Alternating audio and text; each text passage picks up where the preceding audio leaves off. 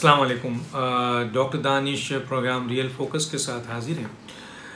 नाज़रीन, जिस तरह इस वक्त सिचुएशन है पाकिस्तान की सियासत की और बैनुक़वामी इस वक्त जो सूरत हाल है, जो पाकिस्तान के बॉर्डर्स की सूरत हाल है, और फिर हालिया इलेक्शन जो हुआ है आज़ाद कश्मीर में, वहाँ पे आपने देखा कि जिस तरीके से वहाँ पे अवामी रिएक्शन आया और 70 साल में पाकिस्तान जो है वो जो आज़ाद कश्मीर में उसको कभी इस किस्म के रिएक्शंस और इस किस्म की सिचुएशन फेस नहीं किया। आज़ाद कश्मीर में आज़ाद कश्मीर के लोग हमेशा पाकिस्तानी फ़ौज से आगे खड़े होते थे अपने मुल्क के दिफा के लिए। आज वो नारे लग रहे हैं जिससे भारत जो है वो कितना खुश हो रहा होगा। जिस तरह मैंने पहले भी व्लॉग में कहा कि 70 साल में भारत, 73 साल में भारत जो मुसलसल अपनी इंटेलिजेंस के ज़रिए दुनिया की तमाम ताकतें, जो दुश्मन ताकतें पाकिस्तान की वो मिलकर, उनके इंटेलिजेंस मिलकर जो काम वो आज़ाद कश्मीर में करना चाह रहे थे, कराना चाह रहे थे, वो आज तक 73 साल में नहीं कर सके। जो मौजूदा हुकूमत ने सिर्फ इस इलेक्शन में बहुत बड़ा डाका डाल के रेगिंग कर कर यहाँ पैदा कर दिया। आपने देखा वहाँ सिविलियन कैजुअल्टीज़ हुई, फिर क्या नारे में, मैं क्या दोहराऊँ उन नारों को, तकलीफ़ होती है। पाकिस्तान से जो भी मोहब्बत करता है उसको तकलीफ़ होती है कि, और ये बात का एहसास होता है कि जी आज़ाद कश्मीर और मकबूजा कश्मीर में यही तो मैसेज जाता था पूरी दुनिया को कि मकबूजा कश्मीर की आवाम पर के हकूक़ पे गासिब है वहाँ की हुकूमत भारत, और आज़ाद कश्मीर के अवाम पाकिस्तान ने हमेशा इनको आज़ाद रखा है, इनकी हुकूमत ने हमेशा इनको आज़ाद रखा है। लेकिन आज तो दोनों बराबर हो गए। ये इल्ज़ाम यहाँ पे, और ये इल्ज़ाम कौन लगा रहे हैं? यहाँ के लोग लगा रहे हैं, जो मुकामी लोग हैं। वो बहुत बड़ी तादाद में प्रोटेस्ट कर रहे हैं। वो कह रहे हैं कि हमारे हकूक़, हमारे वोट पे डाका डाला गया है। तो कहने का मतलब है कि वोट पे अगर उनके डाका डाला तो किसने डाला है? क्या नरेंद्र मोदी ने आके डाला है या अमेरिका ने आके डाला है? जाहिर है हमने डाला है। हम में से मुराद ये कि मौजूदा हुकूमत ने डाला है, इमरान खान ने डाला है। तो इमरान खान साहब की हुकूमत ने वही किया आज़ाद कश्मीर के साथ जो नरेंद्र मोदी और इससे पहले की जितनी भी हुकूमतें थी वो कर रही थी। वाहिद इमरान खान की हुकूमत है जिसने जो है वो आज़ाद कश्मीर के साथ वो सलूक किया जो भारत 73 साल के से अपनी मकबूजा कश्मीर के साथ कर रहा है।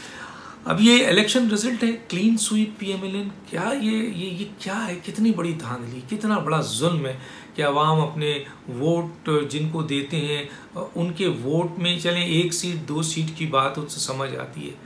आप यार जो जमात का तसव्वुर नहीं है, कोई मानने को तैयार नहीं है कि वो जमात वहाँ पर 25 सीट लेती है, उसको आप 25 दे देते हैं और इतना बड़ा मुनज़्ज़म तरीक़े से मैनेज करते हैं, और उसके बाद परवाह भी नहीं करते हैं।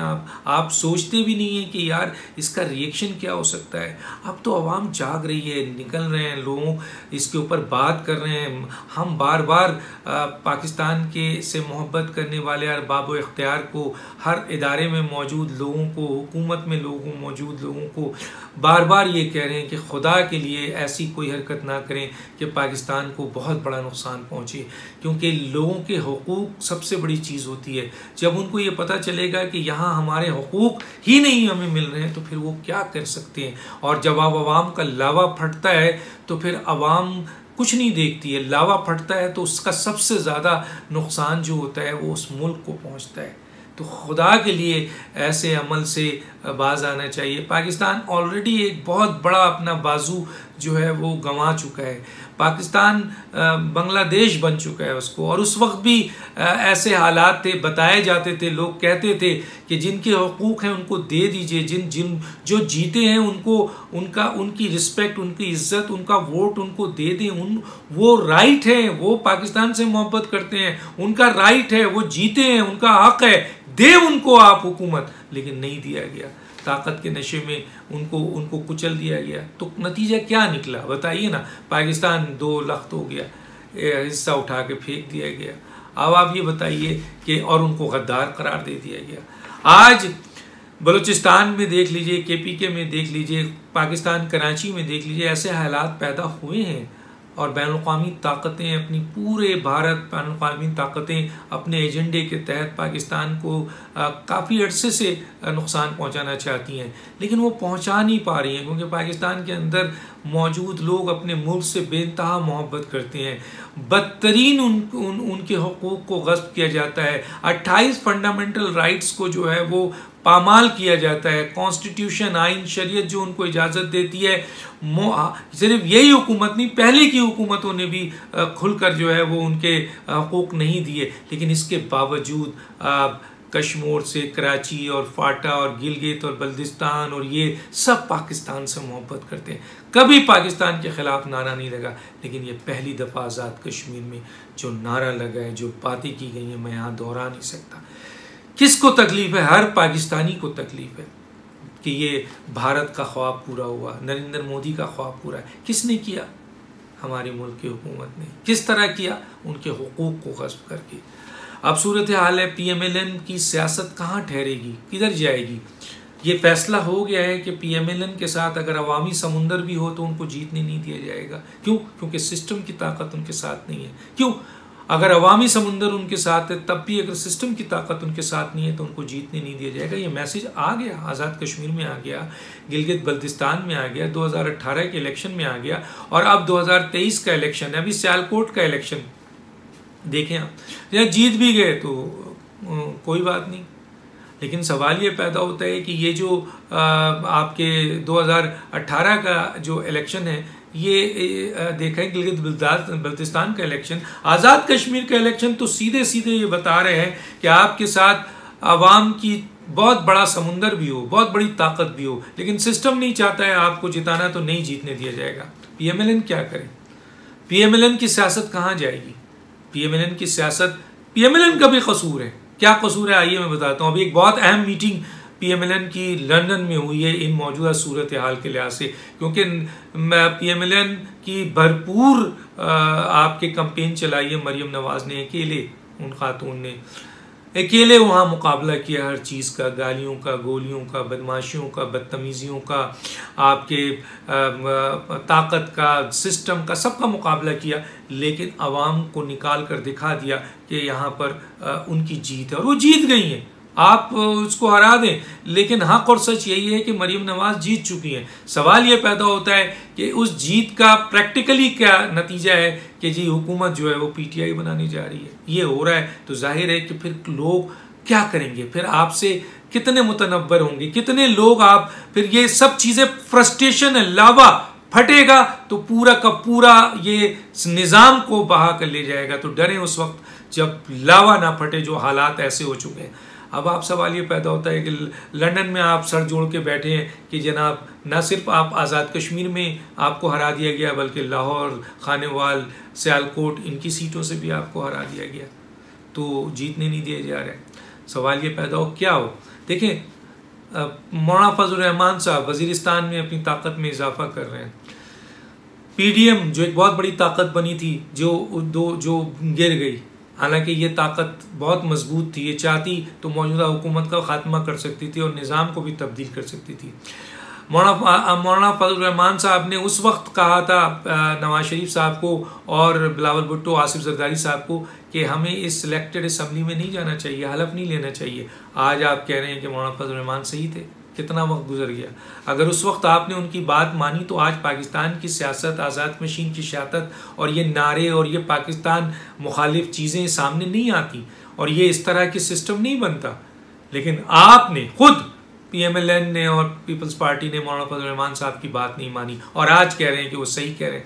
आज़ादी मार्च किया उन्होंने, बहुत बड़ी तादाद में लोगों को निकाला है, स्ट्रीट पावर है। मौलाना फजल रहमान के पास अपनी बहुत बड़ी ताकत है, वो चाहें तो बहुत कुछ कर सकते हैं। निकले वो और आपसे कहा कि आइए शामिल हो, ना पीपल्स पार्टी शामिल हुई ना PMLN शामिल हुई। मेन जमात PMLN थी जिसको मौलाना फजल रहमान ने दावत दी, लेकिन आप शामिल नहीं हुए।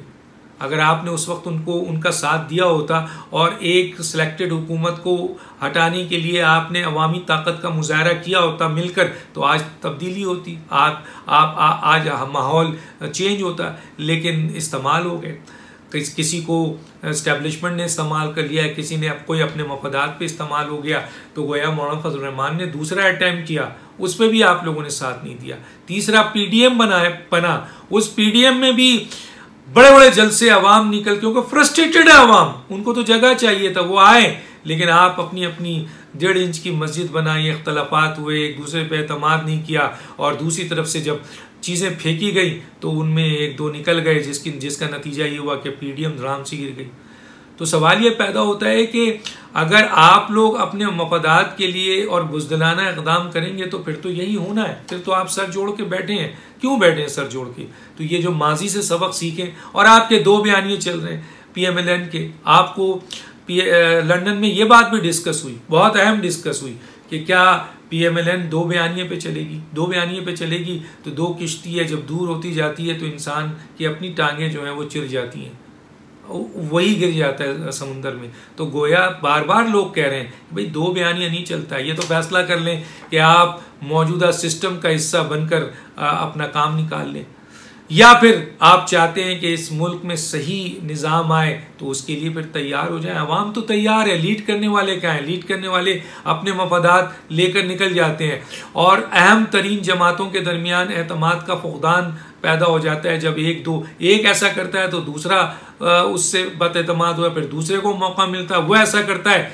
तो पहले वाला है। तो बज़ाहिर इस वक्त पीडीएम में 9 जमातें हैं, और PMLN अगर चाहती है कि इस मुल्क में, तो उसको एक बयानिए पे आना है, एक बयानिए पे जो चाहे वो कर ले, सिस्टम का हिस्सा बन जाए, या सिस्टम को गिराने के लिए या इस किस्म की जो आपके मुनज़्ज़म बहुत बड़ी साजिश हो रही है, अवाम की वोट को जो है वो डाका डाला जा रहा है इसको ख़त्म करने के लिए, और अवाम जिसको चाहते हैं जितवाने के लिए, और आइन की अमलदारी हो, हलफ की पासदारी हो, और वोट का तक़द्दुस हो, उसके लिए फिर एक बयानी पे आना होगा PMLN को। ये डिस्कस हुआ है, और ये बात भी सामने आई है कि PMLN एक बयानी पे अब आएगी, एक बयानी पे, दूसरा बयानिया नहीं चलेगा। मौलाना फजल रहमान एक बहुत बड़ी फोर्स है, और मौलाना फजल रहमान भी खामोश है। वो इसलिए खामोश है कि आप लोगों ने उनको उस वक्त सपोर्ट नहीं किया, और अब भी पीडीएम में धोखा दिया।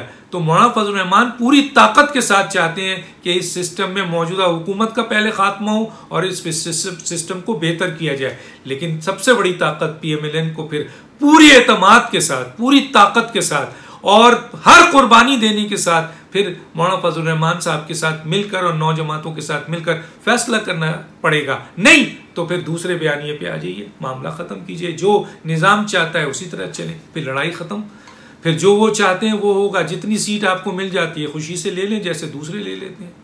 तो ये एक बहुत बड़ा चैलेंज है, बहुत बड़ा काम है। अब वहाँ जो बहुत अहम मीटिंग हुई है, देखते हैं क्या फ़ैसला फाइनल आता है। जो मुझे पता चला फ़ैसला ये है कि वो बयानिया एक होगा और एक बयानियों को लेके चलेंगे।